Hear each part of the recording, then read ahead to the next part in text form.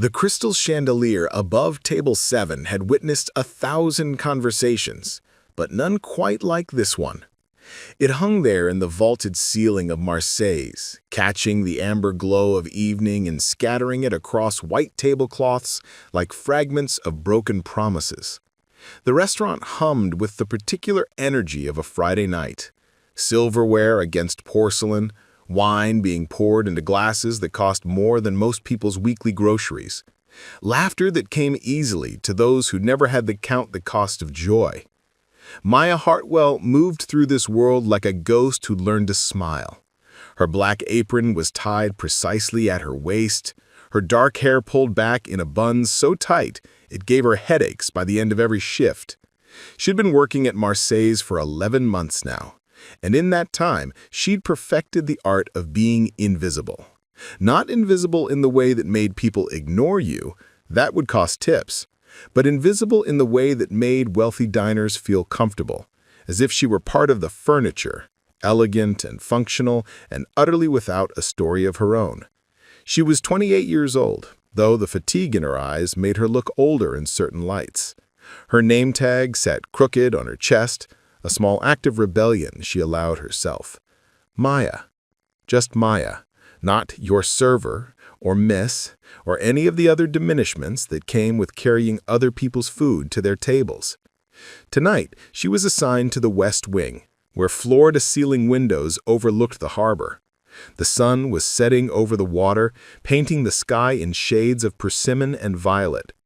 Beautiful, she thought absently, though beauty had become something she observed rather than felt. Beauty was a luxury, like the $30 appetizers she served, or the imported sparkling water that cost more per bottle than her hourly wage. Table 7 had been occupied for 40 minutes. 3 men in suits that probably cost more than her monthly rent. 1 woman in a dress the color of cream, her jewelry catching light like small, deliberate stars. And at the head of the table, the one who'd made the reservation under the name Mansour, sat a man who commanded attention without seeming to try. He was perhaps 50, with silver threading through his dark hair and the kind of posture that spoke of private schools and summers spent in places most people only saw in magazines. Rashid Mansour. Maya had checked the reservation list, had noted the particular table he'd requested, the specific wine he'd pre-ordered. The restaurant treated men like him differently. Chef Laurent himself had come out to greet him, a privilege usually reserved for celebrities and critics who could make or break a reputation with a single review. Maya approached the table with a fresh bottle of the Chateau Margaux they'd ordered, holding it carefully, professionally. She'd been trained to present wine like it was a religious artifact, to pour it with the kind of reverence that justified its $300 price tag. "Your wine, Mr. Mansour," she said quietly, beginning to pour for the woman first as protocol demanded. That's when everything changed. Rashid Mansour's phone buzzed. He glanced at it, and something in his expression shifted, a wall coming down, or perhaps going up. He spoke rapidly, his voice rising with a frustration that had nothing to do with the restaurant, the wine, or the servers standing beside him. The words came fast and sharp, a language that flowed like water and struck like stones. Maya understood every word. She understood when he said the deal was falling apart. She understood when he cursed his business partner's incompetence. She understood when he said in Arabic that dripped with disdain, "These Americans, they smile and understand nothing. They're all the same, empty-headed and eager to please, like dogs waiting for scraps." His companions laughed. One of them replied in Arabic something about patience being necessary when dealing with the less sophisticated. The woman in the cream dress smiled politely, understanding nothing, her expression pleasant and blank. Maya's hand didn't shake as she poured. Years of practice had taught her that, but something inside her chest tightened, then burned. She finished pouring for the woman, moved to the next guest, her face a careful mask of professional neutrality. Rashid continued his phone conversation, gesturing with his free hand. "The waitress is standing right here, probably thinking about her tip. They think if they smile enough, we won't notice how unremarkable they are. No education, no culture, just... Maya set the wine bottle down on the table with a soft click. In perfect, fluent Arabic, with an accent that carried hints of Damascus and Beirut. She said, "I apologize for the interruption, but the Chateau Margaux should breathe for another few minutes before you drink it. And if I may suggest, sir, perhaps your business partner isn't incompetent, perhaps the deal requires more respect than you're offering." The silence that followed was absolute. Rashid's phone slipped slightly in his hand. His companion's mouth opened, but no sound emerged. The woman in the cream dress looked confused, sensing the shift in energy but not understanding its source. Maya continued, her voice steady and professional, still in Arabic. "I've worked in hospitality for 7 years, across 3 countries. I speak 5 languages fluently. I have a master's degree in international relations from Georgetown University, and I understood every word you said from the moment you sat down." She switched back to English, her tone returning to its previous warmth, though something new flickered in her eyes, something sharp and unbreakable. "Is there anything else I can get for you this evening?" Rashid stared at her as if she'd materialized from thin air, as if she'd been a painting on the wall that had suddenly stepped out of its frame and demanded to be seen. His face cycled through expressions, shock, embarrassment, something that might have been respect, and underneath it all, a calculation she recognized. He was a man used to being in control, used to understanding every variable in a situation. She'd just revealed herself as an equation he hadn't accounted for. He began in English, then stopped. Started again in Arabic, testing. "You speak Arabic, yes. Also French, Spanish, and Mandarin. The Mandarin's a bit rusty, but the Arabic is native level. My mother was from Syria. My father worked for the State Department. I grew up between Damascus and Washington, spending summers in Aleppo before the war." The table had gone completely still. Even the ambient noise of the restaurant seemed muted, as if the universe itself was holding its breath. "I apologize," Rashid said finally, and Maya noticed he chose English, a choice that felt deliberate, as if speaking her mother's language now would be an intimacy he hadn't earned. "What I said was inexcusable. It was honest, which is more than most people manage." She picked up the wine bottle again. "Shall I finish pouring?" One of Rashid's companions cleared his throat. "I think perhaps we should—" "Yes, please finish. And tell me, Miss Hartwell, Maya Hartwell, Miss Hartwell, tell me how someone with a master's degree from Georgetown ends up serving wine in a harbor restaurant. Not that there's anything wrong with the work, I apologize. I'm phrasing this badly. I'm simply curious." She poured the last glass, set the bottle down. She should walk away. Every rule of professional conduct said she should excuse herself, leave them to their expensive meal and their embarrassment.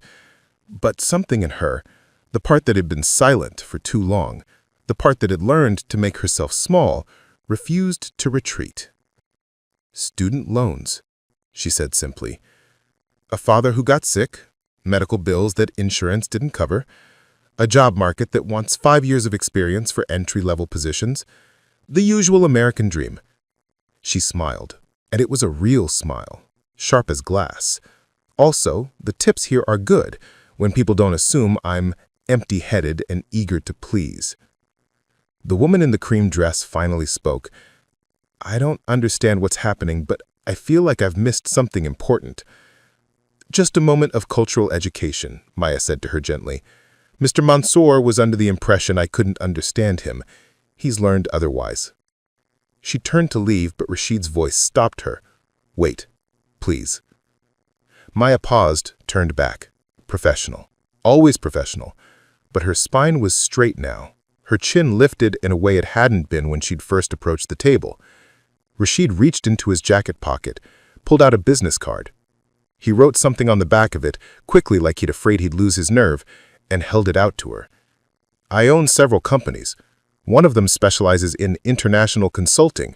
We need people who understand multiple cultures, who can navigate complex negotiations, people who—" He paused, and when he continued, his voice carried a weight that felt like actual remorse.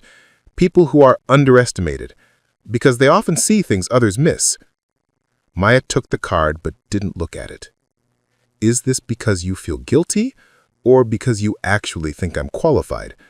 Both, he admitted, but mostly the latter. Guilt fades. Good judgment doesn't. I'll think about it, Maya said, though she had no intention of calling. Men like Rashid Mansour didn't actually hire waitresses, no matter how many languages they spoke. They made grand gestures, soothed their consciences, and forgot by the next morning. She'd learned this lesson before. She returned to the kitchen, her hand steady as she entered orders into the computer system. If you're enjoying this story of standing up for yourself, please take a moment to like and subscribe. It helps us share more inspiring true stories. And stick around, because what happens next will change Maya's life forever. Maria, her co-worker and closest thing to a friend at Marseille's, appeared beside her. What happened out there? Table 7 looks like they've seen a ghost. They have, Maya said quietly. They just didn't expect the ghost to talk back. The rest of the shift passed in a blur. Maya served her other tables with her usual efficiency, smiled her usual smiles, accepted her usual tips with her usual gratitude. But she kept the business card in her apron pocket, and throughout the night her fingers found it again and again, tracing the embossed letters she hadn't yet read. When Rashid's party left, he paused by the host stand. Maya watched from across the dining room as he spoke with the manager, Antoine. Whatever he said made Antoine's eyebrows rise, made him nod repeatedly, made him turn and scan the restaurant until his eyes found Maya. He gestured for her to come over. Maya, Antoine said, and there was something different in his voice, a respect that hadn't been there this morning when he'd lectured her about clocking in 3 minutes late. Mr. Mansour wanted me to thank you for your exceptional service. He's left something for you at the table. She returned to table 7 to find an envelope beside an empty wine bottle. Inside was a tip that made her breath catch. $500, more than she made in a week, and a note in Arabic. Intelligence deserves better than invisibility. Call me when you're ready to be seen. Maya stood there in the amber light of the chandelier, holding a piece of paper that felt heavier than it should, surrounded by the quiet chaos of a restaurant winding down. Through the window, the harbor was dark now, the sunset replaced by the artificial glow of boats and streetlights. Her reflection stared back at her from the glass, a woman in a black apron with a crooked name tag, holding what might be a door to somewhere else, or might be just another pretty illusion. She folded the note, put it in her pocket with the card, and went back to clearing tables. But the burning in her chest hadn't faded. If anything, it had grown stronger, fed by a question she'd been avoiding for months, maybe years. What did it mean to be seen? And what would she have to become, or stop becoming, to let it happen? Outside, a ship's horn sounded across the water, low and mournful and insistent. She paused in her clearing, listened to it fade into the night. Somewhere in the kitchen, dishes crashed, someone laughed. The chandelier overhead swayed slightly in the air conditioning, casting moving shadows across empty tables. She thought of her mother, who taught her Arabic between English lessons, who insisted she could be anything she wanted in this country of possibilities. She thought of her father in his hospital room 3 states away, receiving treatments she paid for, 1 shift at a time. She thought of her degree, sitting in a box in her studio apartment, gathering dust beside dreams she'd packed away when reality demanded something more practical than ambition. And she thought of Rashid Mansour, who'd seen her as furniture until she'd proven herself human, who'd been ashamed enough to offer her something, but probably not ashamed enough to actually change. The card in her pocket felt like a test, or maybe a trap, or maybe, and this was the dangerous thought, the one she tried to push away, maybe an actual chance. Maria appeared beside her again, helping stack plates. You okay? You look like you're somewhere else. I am somewhere else. I've been somewhere else for a long time. Well, when you figure out where you're actually supposed to be, let me know. Maybe I can get a postcard. Maya smiled at that, a real smile that reached her eyes. If I ever figure it out, you'll be the first to know. They finished cleaning up together, Two women in black aprons making other people's chaos disappear, making luxury look effortless, making invisibility into an art form. But Maya's mind was already moving beyond these walls, beyond this shift, beyond the careful boundaries she'd built around her life to keep it manageable and safe and small. The business card in her apron pocket pressed against her hip, through the fabric of her apron pocket. She could feel its corners, sharp and insistent, refusing to be ignored. Maya's apartment was a study in efficient misery. Studio, technically, though that word implied a kind of artistic spaciousness that the reality didn't support. 400 square feet on the third floor of a building that smelled perpetually of other people's cooking. Curry and fish and something indefinably sweet that seeped through the walls like nostalgia for someone else's childhood. She climbed the stairs at 1:30 in the morning, her feet aching in the practical shoes she'd learned to buy at discount stores, the kind that lasted exactly as long as her paycheck could afford to replace them. The hallway light flickered, casting shadows that jumped and settled, jumped and settled. Someone's television murmured behind door 3B. A baby cried behind 3D, crying every night this week, a sound that made Maya's chest hurt with a sympathy she couldn't afford to examine too closely. Her key stuck in the lock. It always stuck, and she had to jiggle it just so, a ritual she'd perfected over the past 11 months. The door opened to darkness and the smell of the lemon verbena candle she'd bought herself as a birthday present, unlit now, just sitting on the windowsill like a promise she kept forgetting to keep. She didn't turn on the main light, just the small lamp by her futon, the one that cast everything in a warm glow that almost made the space look intentional, like maybe she'd chosen minimalism, like maybe the lack of furniture was aesthetic rather than economic. The business card came out of her pocket first. She set it on the tiny table that served as a desk, dining surface, and catch-all for the pieces of her life that didn't fit anywhere else. Rashid Mansour, it read. CEO, Mansour International Consulting. An address in the financial district, a phone number, an email. And on the back, in his handwriting, opportunity doesn't apologize for its timing. Maya stared at it while she untied her apron, while she peeled off the compression socks that kept her legs from swelling during 12-hour shifts. She stared at it while she made herself tea, cheap chai from a box, nothing like the fragrant blends her mother used to make, but familiar enough to count as comfort. The laptop on her desk was 4 years old, slow to wake, reluctant to connect to the building's temperamental Wi-Fi. While it loaded, Maya walked to the window and looked out at the city. This part of town didn't have views like Marseille's offered its diners. No harbor, no sunset, just other buildings with other windows, other lives playing out in rectangles of light. Her phone buzzed. Text from her father's hospice nurse. He had a good day today. Asked about you. Said to tell you the cranes are flying south early this year. Maya closed her eyes. The cranes. Her father's way of talking about change, about migration, about the instinct that told living things when it was time to move on. Now he was dying in a facility that cost $4,000 a month, and Maya was the crane who'd forgotten how to fly. She texted back, "Tell him I saw some heading south from the restaurant, right over the harbor." A lie, but a kind one. She'd worn it twice. Once to a job interview that ended with, "We're looking for someone with more experience."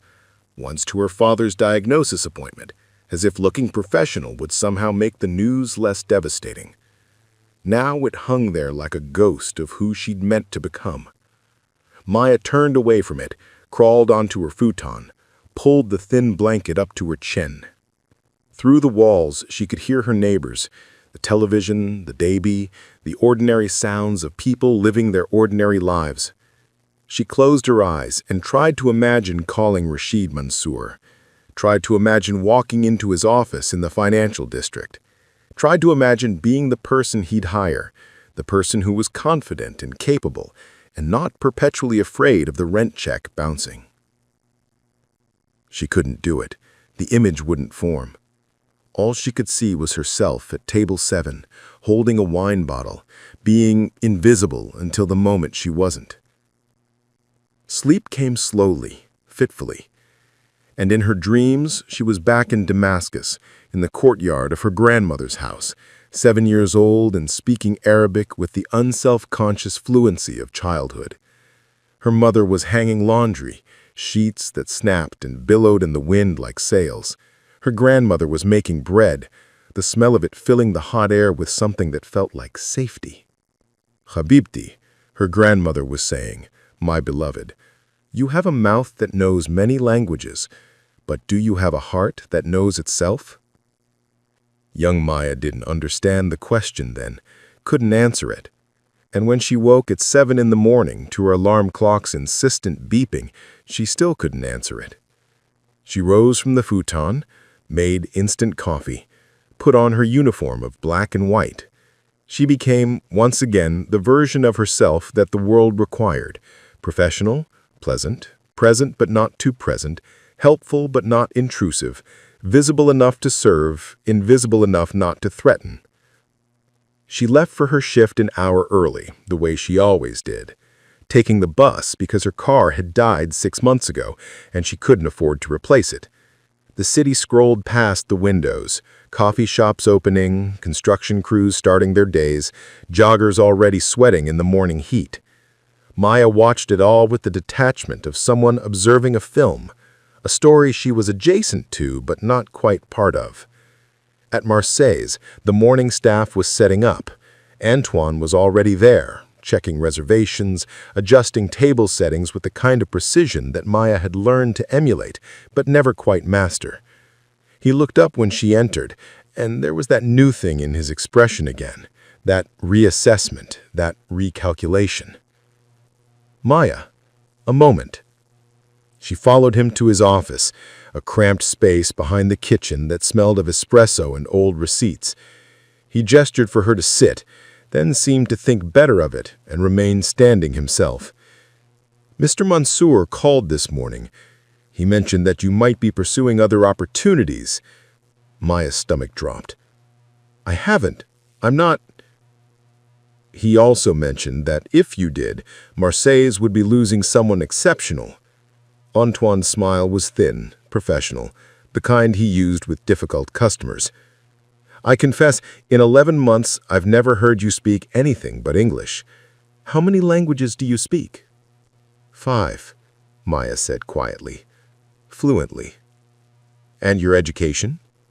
"Master's degree, international relations." Antoine was quiet for a moment, his expression unreadable. Then he sighed, a sound that carried something that might have been regret. "We see what we expect to see, don't we? I saw a waitress who was punctual and competent. I didn't see anything else." "Most people don't," Maya said, and there was no accusation in it, just fact. A fact that she'd learned to live with, had maybe even helped create by making herself so deliberately unremarkable. "Well," Antoine said, straightening, "for what it's worth, if you decide to stay, I'd like to talk about expanding your role, perhaps utilizing more of your capabilities." He paused.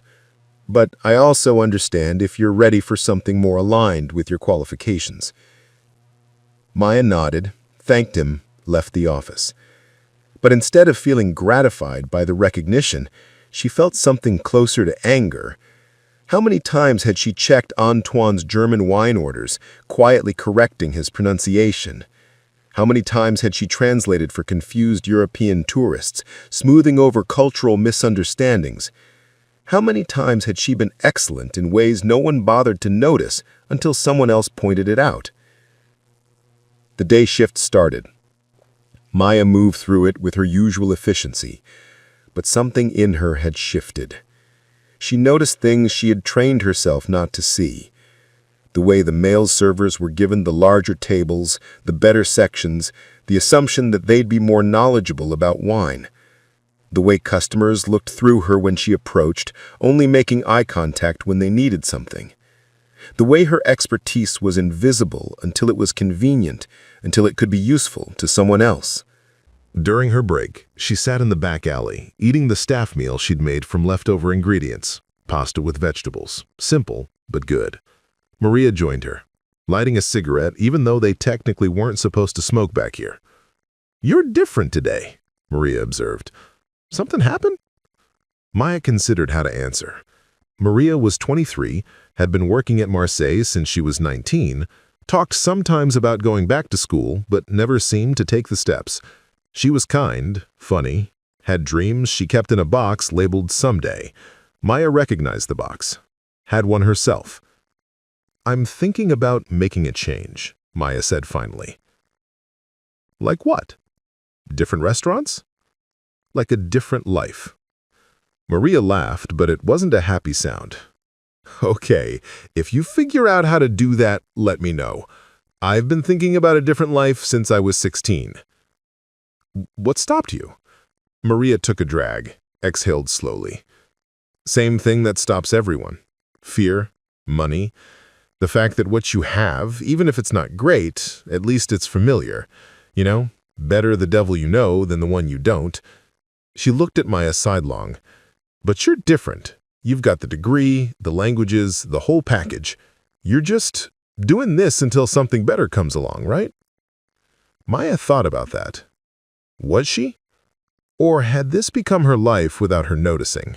The temporary situation that calcified into permanence? "I thought so," she said quietly. "But what if nothing better comes along? What if you have to go get it?" "Then you get it," Maria said simply. "But that means risking what you've got, and most people," she gestured at the restaurant, at the city beyond it, at everything. "Most people can't afford to risk what they've got." The business card was in Maya's pocket. She could feel it there, a small weight that seemed to grow heavier with each hour that passed. She pulled it out, showed it to Maria. "A guy insulted me last night, in Arabic. Didn't know I understood. When I called him on it, he offered me this." Maria read the card and whistled no. "Mansour International. That's serious money, serious business. Are you gonna call?" "I don't know." "What's to know? It's a chance. You take chances when they come." "But what if it's not real? What if he just felt guilty and wanted to make a gesture? What if I call and he doesn't remember me? Or he changes his mind? Or it was all just—" Maya trailed off, hating how small her voice sounded.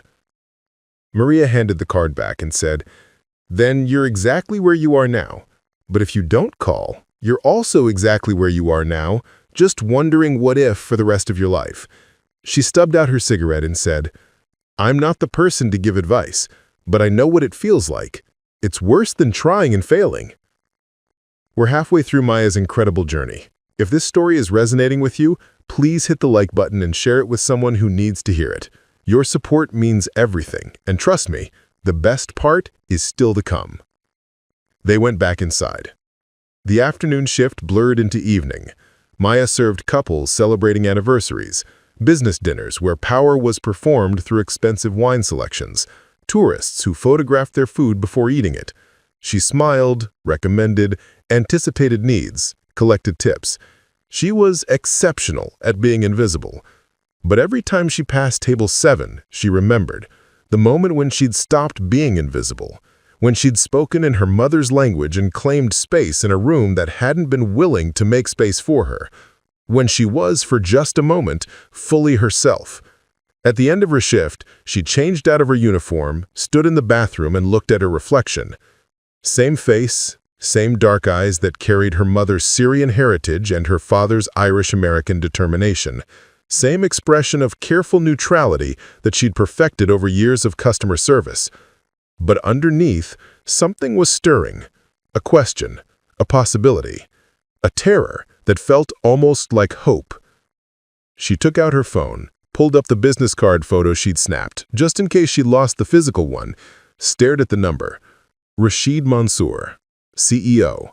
A man who'd been cruel in casual ways that powerful people often were, but who'd also been capable of recognizing his mistake. Maybe. Her finger hovered over the number. Call. Just call. What was the worst that could happen? Everything, her fear answered. Everything could happen. You could want something and not get it. You could try and fail. You could remember what it felt like to have ambition, and that memory might make this current life unbearable. But you could also, a smaller voice suggested, be seen again. Really seen. Not as furniture, not as a convenience, but as who you actually are. Maya didn't call. Not yet. But she didn't delete the number either. She saved it to her contacts under possibility.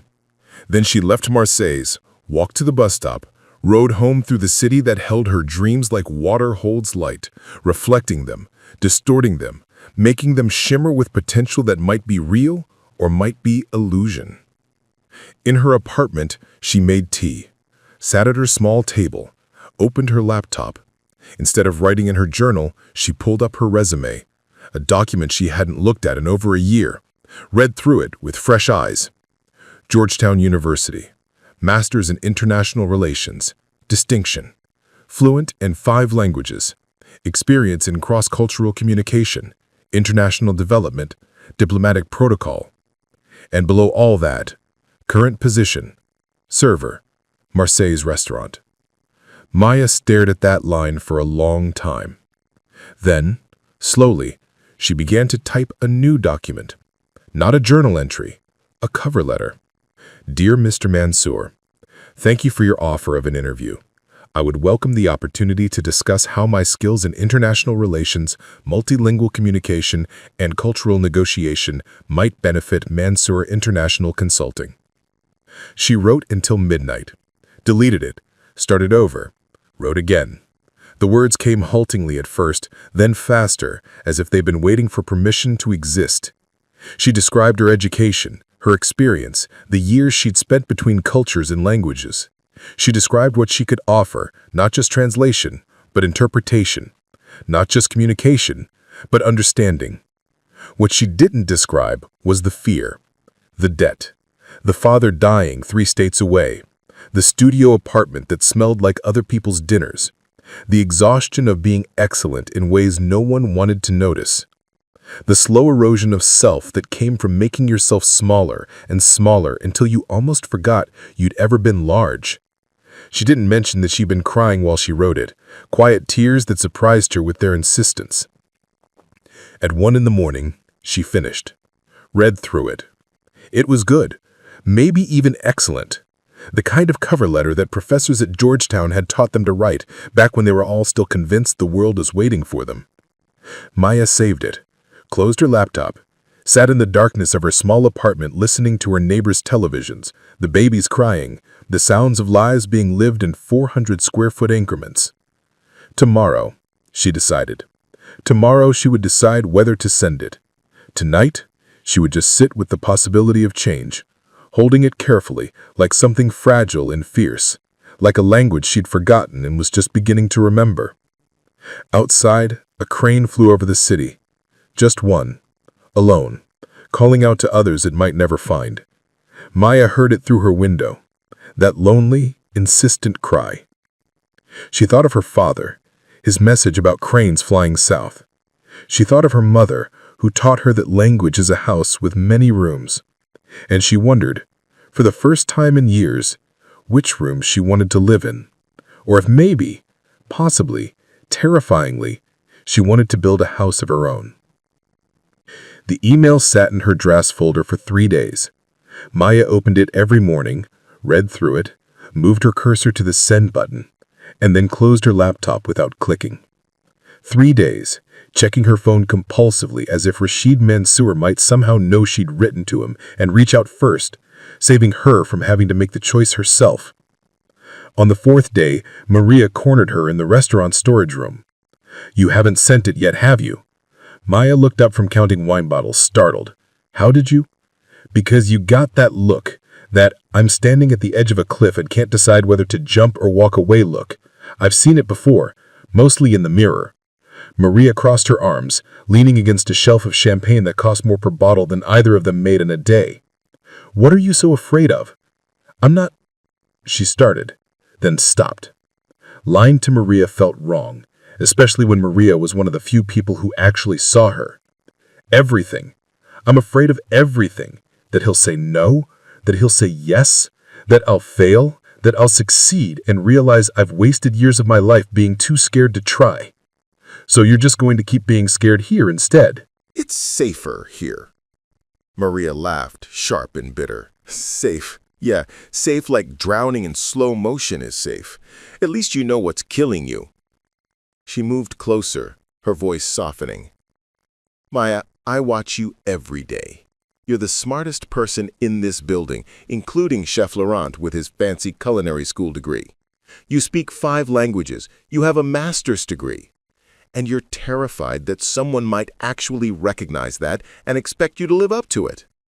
The words hit like a physical blow, because they were true. Maya had been hiding, not just from Rashid Mansour's offer, but from herself, from the person she'd been trained to be, educated to become. She'd made herself small, told herself it was temporary, told herself she was just waiting for the right moment. But the right moment never came.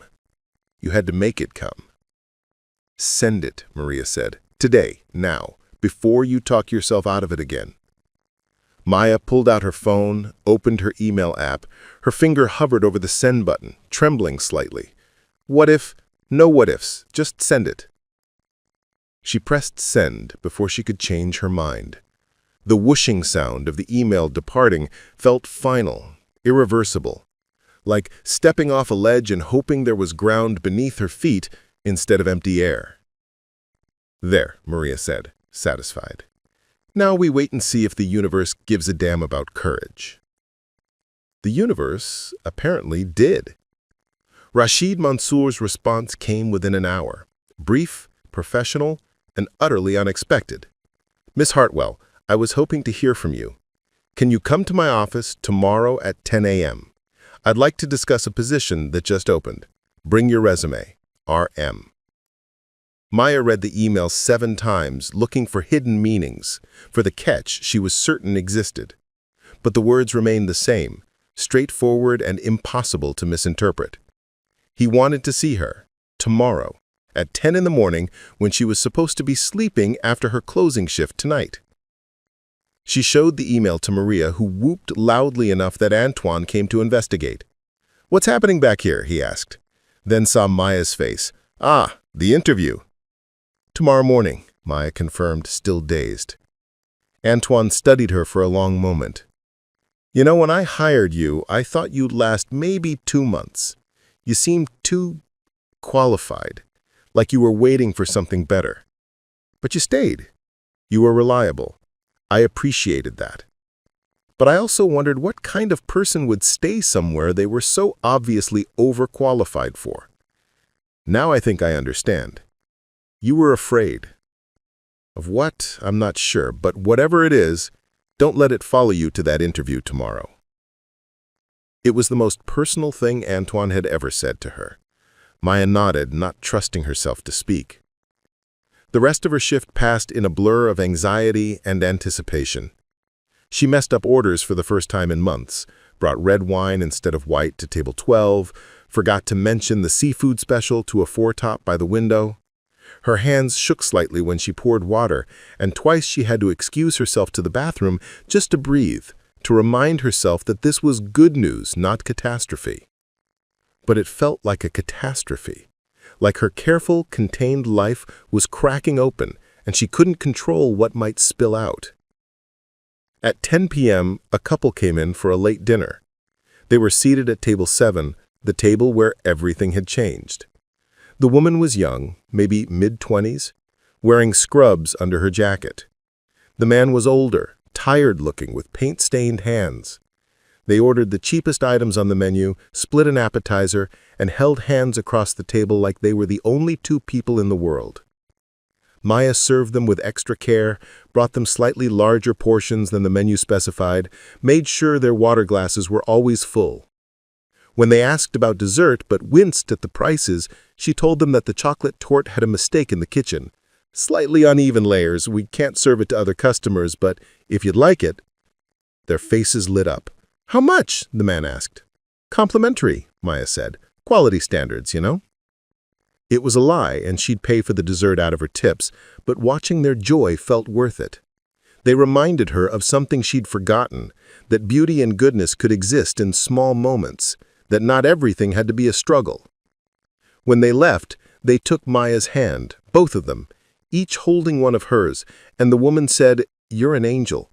I just finished a 16-hour shift at the hospital, and this," she gestured at the restaurant, the harbor view, the evening they'd shared. "This made me remember that beautiful things still exist. Thank you." Maya went home that night with $40 less in tips, but feeling like she'd gained something immeasurable. She climbed the stairs to her apartment, but instead of going inside, she kept climbing, up to the roof, a place she rarely visited because it was technically off-limits to tenants. The city spread out below her, lights and shadows, millions of lives intersecting and diverging. Somewhere out there, her father was dying. Somewhere out there, her Georgetown classmates were building careers. Somewhere out there, Rashid Mansour was probably sleeping in a penthouse, not giving a second thought to the waitress he'd insulted and then offered an interview. But up here, on this roof, Maya could breathe. Maya could think, could ask herself the questions she'd been avoiding. What did she want? Not what she should want, not what was practical or safe or expected. What did she actually want? The answer came surprisingly easily. She wanted to use her mind again, her languages, her education, her ability to bridge cultures and understand nuances that others missed. She wanted to be challenged, to solve problems that mattered, to contribute something more than efficient service. She wanted, simply, to matter. The realization didn't make her less afraid, but it made the fear feel purposeful. She was afraid because she was about to risk something, and you only risk things you cared about. Maya stayed on the roof until midnight, watching the city breathe. Then she went downstairs, set 3 alarms on her phone, and laid out her interview suit, the one she'd kept wrapped in plastic, waiting for a moment that mattered. This was that moment. She slept fitfully, woke at 6 a.m. before any of her alarms went off, made coffee, stared at her closet. The suit looked unfamiliar, like a costume for a role she'd auditioned for years ago and never gotten. But when she put it on, something shifted in her posture. She stood straighter, met her own eyes in the mirror with something that might have been confidence, or might have been the performance of it. Either way, it would have to be enough. The bus ride to the financial district took 40 minutes. Maya spent them reviewing everything she knew about Mansour International Consulting. They specialized in helping American companies navigate Middle Eastern markets, facilitating negotiations, and providing cultural intelligence. It was exactly the kind of work she dreamed of doing when she was still a student, still naive enough to believe dreams and reality had anything to do with each other. The building was glass and steel, 60 stories of reflected sky. Maya entered the lobby feeling small and out of place, but the security guard checked her ID, made a call, and directed her to the 43rd floor with the same professional courtesy he probably showed everyone else. To him, she was just another person with an appointment. Not an imposter, not someone who didn't belong. The elevator rose smoothly, silently. Maya watched the numbers climb and tried to slow her racing heart. She'd negotiated mock diplomatic crises in graduate school. She lived through her father's diagnosis, her mother's death 3 years prior, the slow dismantling of every plan she'd made for her life. She could handle this. The 43rd floor opened onto a reception area that was all clean lines and subtle luxury. A receptionist, young, polished, the kind of professionally beautiful that money bought, looked up with a practiced smile. "Miss Hartwell?" "Yes." "Mr. Mansour is expecting you. Conference room B, just down that hall." The receptionist's smile widened slightly and became more genuine. "Good luck. He's tough but fair." The conference room had floor-to-ceiling windows overlooking the harbor. The same harbor Maya could see from Marseilles, but from this angle, this height, it looked different, larger, more full of possibility. Rashid Mansour stood when she entered. He was dressed more casually than he'd been at the restaurant, no suit jacket, sleeves rolled up, looking more like someone actually working than someone performing the role of executive. It made him seem more human somehow, more approachable.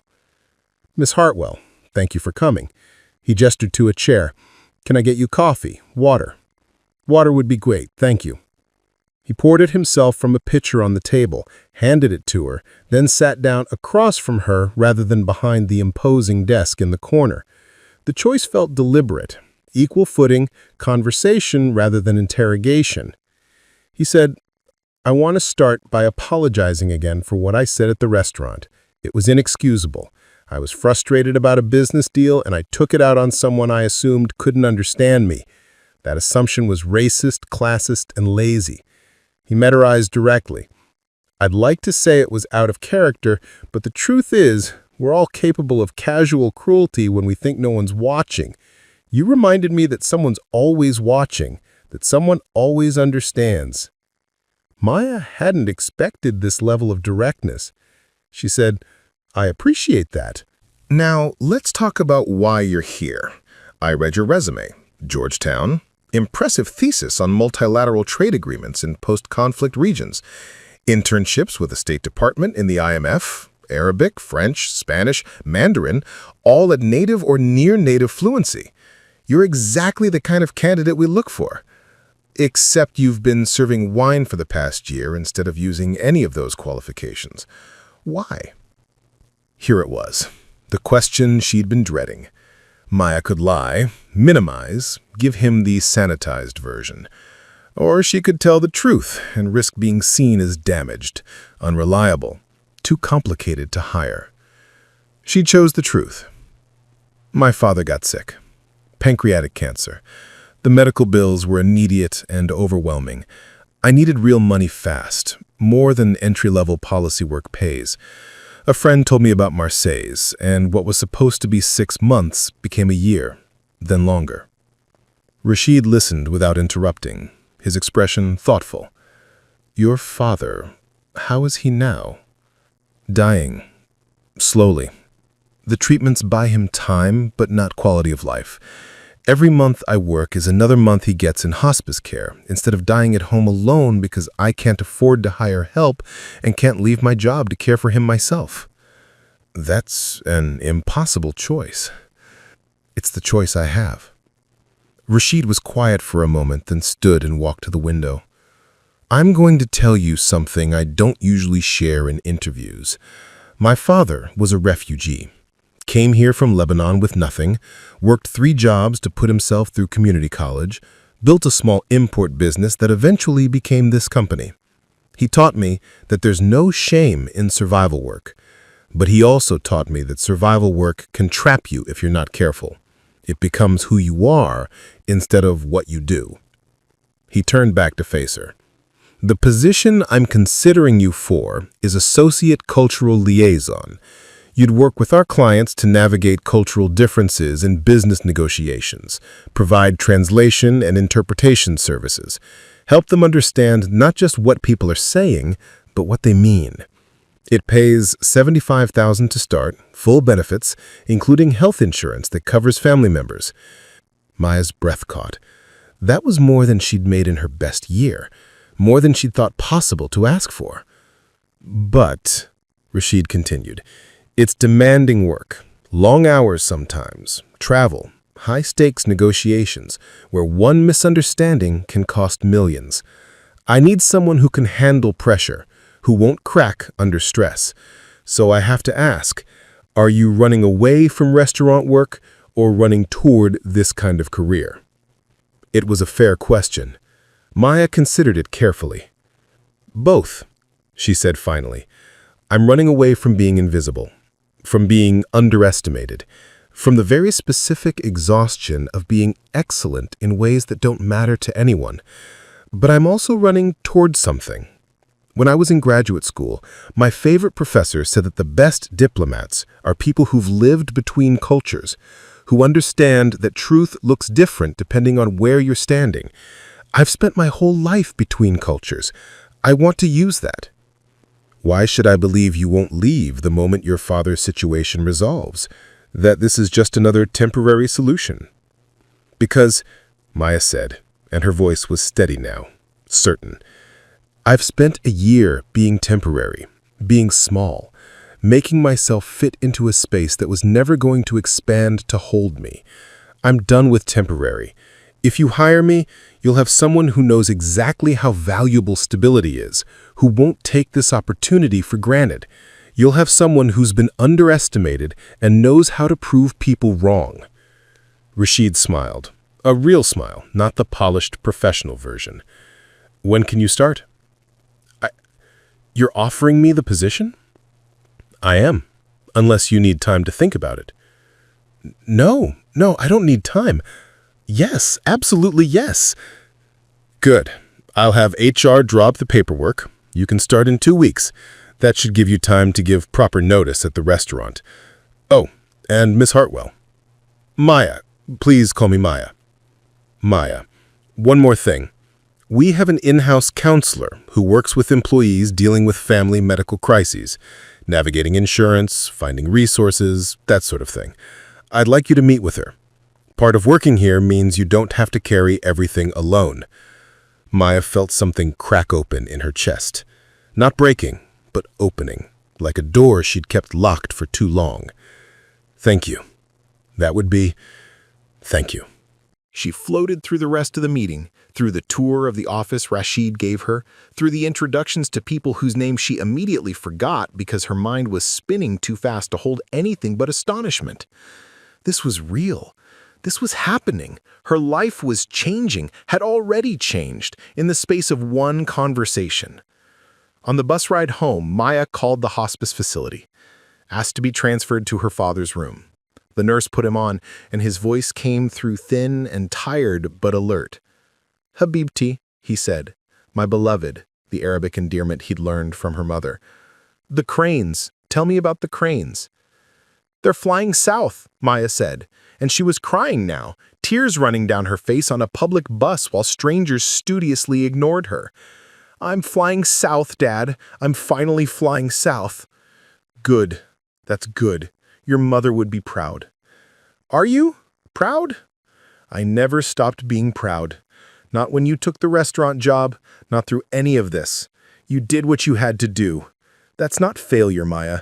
That's courage of a different kind. She talked with him for 20 minutes, told him about the interview, about Rashid, about the offer. He listened with the careful attention he'd always given her, asking good questions, celebrating each detail. By the time they hung up, Maya felt lighter than she had in months. But then came the hard part, telling Marseilles. She worked her shift that evening with the knowledge sitting heavy in her chest. Every table she served, every order she took felt like a countdown. This was ending. Soon she wouldn't be here anymore. The thought brought relief and unexpected sadness in equal measure. Maria noticed immediately. You got it. The job. Oh my God, you got it. I got it. They hugged in the middle of the restaurant, earning curious looks from customers and a sharp glance from Antoine, but Maya didn't care. For the first time in a year, she felt like herself again. Not smaller, not diminished, but full-sized and real. She gave her notice at the end of the night. Antoine took it better than she expected, shook her hand, told her she'd been one of the best servers they'd ever had. If things don't work out, you always have a place here. They'll work out, Maya said, with more confidence than she felt. But thank you for everything. Her last 2 weeks at Marseilles were strange.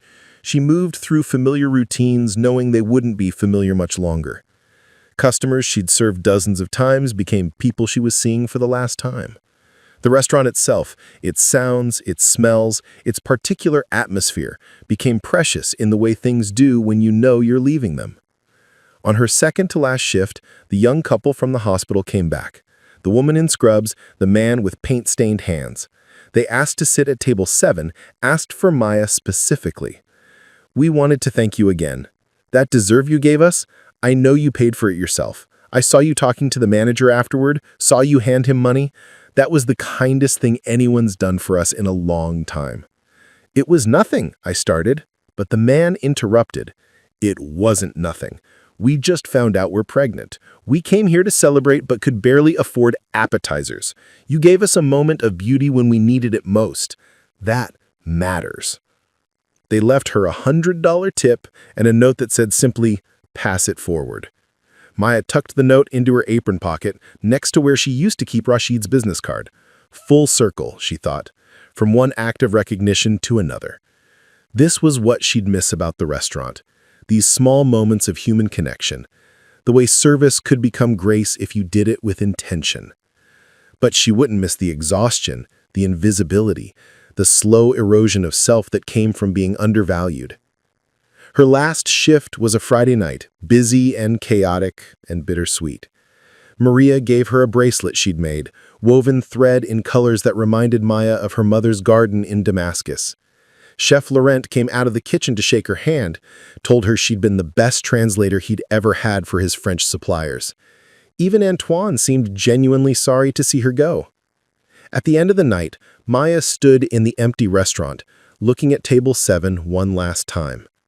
This was where she'd stopped being invisible, where she'd spoken in her mother's language and claimed space in a room that hadn't wanted to make space for her, where everything had changed because she'd finally refused to be small. She took off her apron, folded it carefully, and left it on the bar. Then she walked out of Marseilles for the last time, into the night air that smelled of salt water and possibility. The weekend before she started at Mansour International, Maya did something she hadn't done in over a year. She drove to see her father. She'd rented a car she couldn't quite afford, packed a bag, made the 6-hour drive to the hospice facility in Virginia, where he was spending what the doctors called his final months. He looked smaller than she remembered. The cancer had taken so much of him, weight, strength, the particular vitality that had defined him, but his eyes were still sharp, still seeing everything. "You look different," he said, when she sat beside his bed. "Not just the nice clothes, something else. I feel different, like I'm waking up from a long sleep." "Good, that's good." He reached for her hand, his grip weak but warm. "Your mother used to say that sometimes we have to get lost to remember who we are. You've been lost, Habibti. Now you're finding your way back." They talked for hours that weekend, about her mother, about Damascus before the war, about the life Maya was about to begin. On Sunday afternoon, before she left, her father pulled her close. "Promise me something," he whispered. "Promise me you won't make yourself small for anyone ever again. You are exactly the right size. The world needs to adjust to you, not the other way around." Maya kissed his forehead, tasting salt and sorrow and love. "I promise." 2 weeks later, Maya walked into Mansour International for her first day. She wore the interview suit, but this time it didn't feel like a costume. The elevator rose to the 43rd floor, and when the doors opened, she stepped out with her spine straight and her chin up. Rashid met her in the lobby, introduced her to the team. There were curious glances, whispered questions about the new hire, the same assessment she'd faced at Marseilles. But this time, Maya didn't shrink from it. She met their eyes, shook their hands, and introduced herself with quiet confidence. Her first project was challenging, a negotiation between an American tech company and potential Jordanian partners. Maya spent weeks preparing, researching, building relationships. She made mistakes, asked for help when she needed it, and gradually proved what she'd always known about herself. She was good at this work, not because someone had given her a chance out of guilt, but because this was what she'd been trained to do. 3 months into the job, Maya was reviewing contracts in the conference room when her phone rang. The hospice facility. She knew before she answered. Her father died on a Tuesday morning, peacefully, with the sun coming through his window. Maya took the call standing by those same floor-to-ceiling windows overlooking the harbor, watching the ships come and go, thinking about cranes and migration and the courage it takes to fly. At the funeral, she spoke in both English and Arabic, honoring both sides of herself. She told the story of the restaurant, of the moment she'd stopped being invisible, of the father who taught her that survival work wasn't shameful, but that she didn't have to stay small forever. 6 months after starting at Mansour International, Maya was assigned to lead a major negotiation in Amman. She brought 2 junior associates with her, taught them what she'd learned about building bridges between cultures, about listening for what people meant rather than just what they said. The deal closed successfully. On the flight home, Maya looked out the window at the darkness below, the scattered lights of cities and towns, all those lives she'd never know. She thought about Table 7, about the chandelier that had witnessed her transformation. She thought about her mother's Arabic and her father's diplomacy. She thought about the version of herself who'd served wine and smiled and made herself invisible. That woman wasn't gone. She was just different now. Fuller, larger, unafraid to take up space. Maya pulled out her phone and texted Maria, "Still working at Marseille's?" The response came quickly. "Where else would I be? Want to get coffee? I know someone hiring at my company. Translation services. Pays better than tips." 3 dots appeared, then, "When?" Maya smiled and typed back, "Whenever you're ready to fly south." She put her phone away and closed her eyes, feeling the plane carry her home through the darkness. Somewhere below, in restaurants, in hospitals, in small apartments, people were making themselves small, waiting for permission to be seen. Maya sent them a silent wish that they'd find their moment, their Table 7, their chance to speak up in a language the world didn't expect them to know. And that when the moment came, they'd be brave enough to take it. Thank you for watching Maya's transformation from invisible to invaluable. If her story inspired you, please like this video, share it with friends, and subscribe for more real-life stories of courage and second chances. What would you do in Maya's situation? Let us know in the comments below. Maya's transformation began with a humiliating encounter in a restaurant where she worked as a waitress. Rashid Mansour, a wealthy businessman, insulted her in Arabic, assuming she couldn't understand. When Maya responded fluently, revealing she held a master's degree in Middle Eastern studies, Rashid was stunned by his own prejudice. This chance confrontation became the catalyst for Maya's career breakthrough. Rashid, recognizing both his mistake and Maya's exceptional qualifications, offered her a position at Mansour International as a cultural liaison. After years of making herself small, working beneath her abilities while convincing herself it was temporary, Maya accepted. But before starting, she visited her dying father, who gave her profound advice. "Promise me you won't make yourself small for anyone ever again. You were exactly the right size. The world needs to adjust to you, not the other way around." Maya's first months at Mansour International were challenging. Working alongside experienced liaisons like James, Layla, and David, she felt constantly assessed. Her early assignments proved her capability. She completed her first project days ahead of schedule and demonstrated cultural insight that saved a major deal. When she observed American executives failing to connect with Saudi investors, Maya identified the core problem. They were treating the negotiation as a transaction rather than a relationship-building exercise. Her recommendations transformed the deal from certain failure to success. Success brought unexpected complications. Colleagues whispered that Maya was receiving preferential treatment, that Rashid had hired her out of guilt rather than merit. James warned her that perception mattered as much as reality in their business. When Rashid offered Maya the high-profile UAE telecommunications project, Maya made a painful choice. She turned it down and recommended David instead, trying to prove she was a team player rather than Rashid's pet project. The strategy backfired. David struggled with the assignment, achieving only mediocre results. In the debrief, everyone acknowledged that Maya would have handled it better. Rashid confronted her directly, calling her decision cowardly rather than modest. He challenged her pattern of self-diminishment. Talented people sabotage themselves because they're afraid of being too visible, too successful, too threatening to others. Don't do that. When Rashid offered Maya the Oman assignment, a complex situation requiring someone who could navigate both American and Middle Eastern business cultures, she faced another crossroads. A call with her dying father clarified her path. Remembering her fierce mother who had fled civil war and rebuilt her life without apology, Maya realized the answer. Stop asking permission to be excellent. She accepted the assignment but made a strategic decision. She requested David as her teammate, bringing him into her success rather than leaving him to resent it from afar. This choice demonstrated both confidence and wisdom. Maya and David arrived in Jordan to find VenturePath, an American tech startup, floundering. The company had entered the market with typical Silicon Valley assumptions, believing their U.S. success would automatically translate internationally. Instead, they faced regulatory delays, cultural misunderstandings, and potential collapse. Drawing on everything she'd learned, Maya approached the Aman situation with cultural sensitivity and strategic thinking. She understood that success required more than translation.